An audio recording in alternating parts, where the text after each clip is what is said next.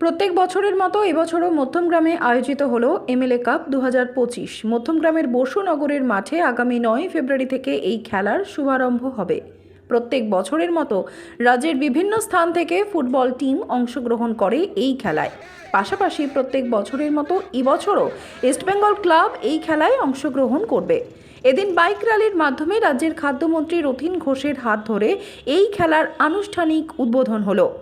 এই খেলার আনুষ্ঠানিক উদ্বোধনের পর এদিন সংবাদ মাধ্যমের মুখোমুখি হয়ে রাজ্যের খাদ্যমন্ত্রী তথা মধ্যমগ্রামের বিধায়ক রথীন ঘোষ জানান, ব্যাপার হচ্ছে যে যেহেতু এমএলএ কাপ, আমি যেহেতু এমএলএ সেহেতু আমার তো ভালো লাগারই কথা। এবং প্রত্যেক বছর এলাকার প্রচুর মানুষ, শুধু মধ্যমগ্রাম না, মধ্যমগ্রামের বাইরেরও অনেক ছেলেমেয়ে আসে। এবং এই প্রথম দিন আমরা ওই একটা বাইক র্যালি করে সারা মধ্যমগ্রামে একটা জানান দেয়া, মানে এখানে বিভিন্ন ক্লাব প্রতিদ্বন্দ্বিতা করবে, ইস্টবেঙ্গল ক্লাবও প্রতিদ্বন্দ্বিতা করবে।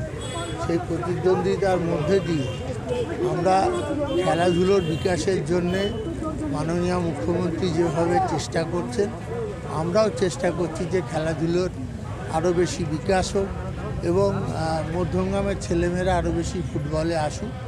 এছাড়া বাইরে যারা এসেছেন তারাও এখানে আমরা বলেছি তাদের এই অনুষ্ঠানগুলোতে আসতে, যেদিন যেদিন খেলা হয়।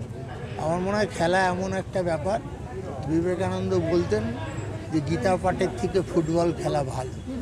সেই ফুটবলকে নিয়ে আমরা এগোচ্ছি এবং ফুটবল খেললে শরীরচর্চা হয়, আর শরীরচর্চা হলে মানুষের শারীরিক ব্যবস্থাটা ঠিক থাকে। আরও খেলবে এবং আরও একটা ব্যাপার, সব খেলামেলা নিয়ে মুখ্যমন্ত্রীকে অনেকে কটাক্ষ করেন।